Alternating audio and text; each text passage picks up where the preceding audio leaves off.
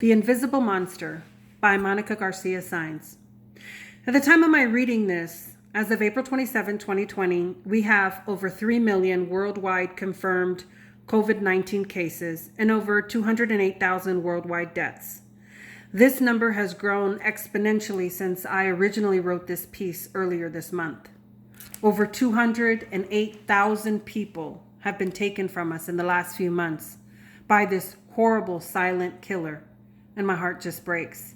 I feel this undescribable pain at the center of my being, and then I feel an incredibly deep void of all those beautiful souls all taken all at once before their time, leaving the rest of us to mourn in isolation, battling to stay strong and not give in to this fear of this invisible monster.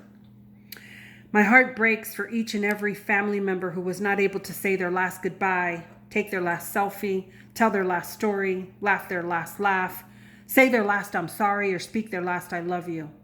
They were robbed of that last kiss. They couldn't hold their loved one last time. For every funeral that was not held. For all those who could not mourn the loss of their loved ones with family members at their side. There was no crying together, consoling each other, giving each other strength to continue on. They couldn't share those life stories with each other in person, saying, "Do you remember when?" Or drink a shot of their favorite liquor in their name. They weren't able to dance to their loved one's favorite song while in the company of everyone who loved them just as much. All those unbaked casserole dishes that would have arrived wrapped in love as a way of saying, "You're not alone, and I'm so sorry for your loss." I think of the flowers that were not thrown on the coffin or left at the cemetery, and all the tombstones that are still missing and may never appear bearing their name.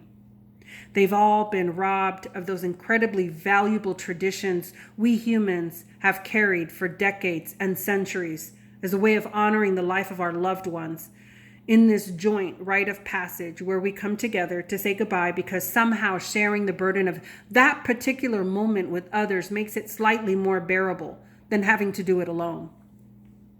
So many moments unlived. Only a void remains at the center of what once was a joyous heart. My heart breaks for every person that died alone, not knowing what even hit them, and the unbearable pain, fear, and who knows what else they had to face as they arrived at their final moments.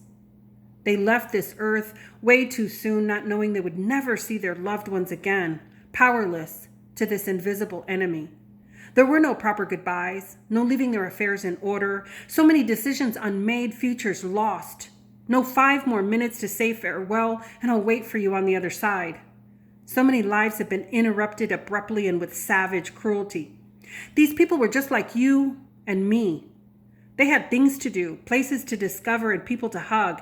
They had unfinished business, unrealized dreams, unreached goals, and so much left to say, learn, understand, and take in. They had birthdays, graduations, weddings, vacations, holidays, sunsets, and so many plans on their calendar, now all just vanished.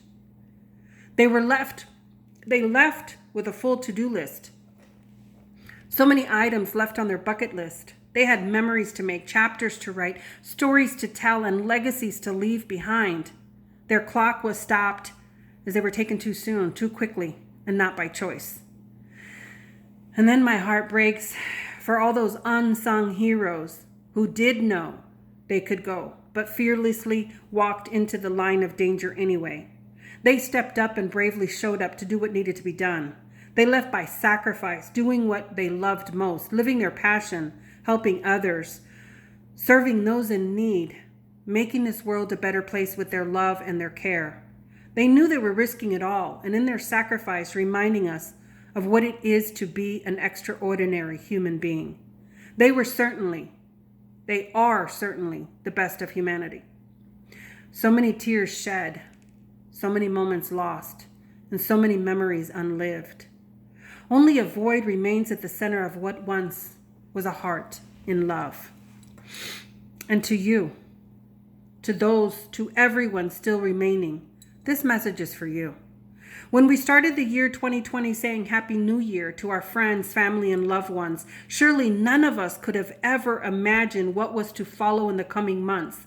None of us could have known the nightmare we would endure, and certainly none of us knows how this story ends or who of us will actually survive, much less who we will become individually and collectively when all of this is over.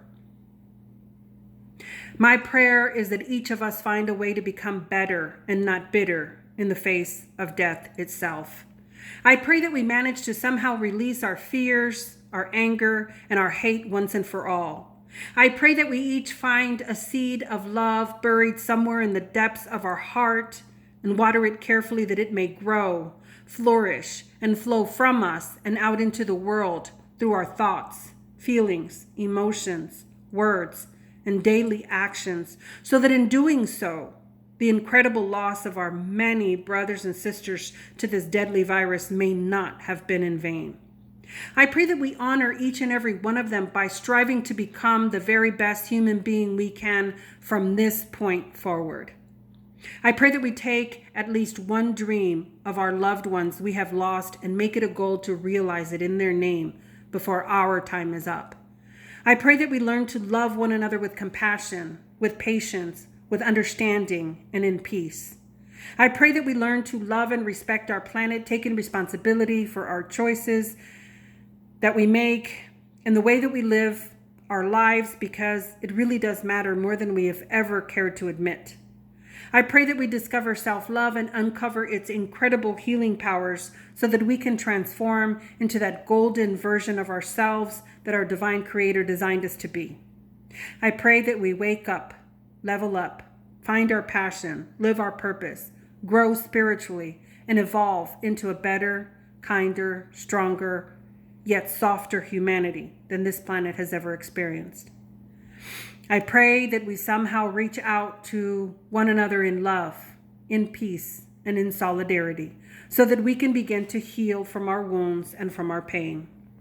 I know we haven't seen the worst of the storm, but I pray that after the storm, we can leave the worst of humanity behind and become braver, wiser, and stronger because of it. With all my love, Monica Garcia Saenz. Thank you for allowing me to share.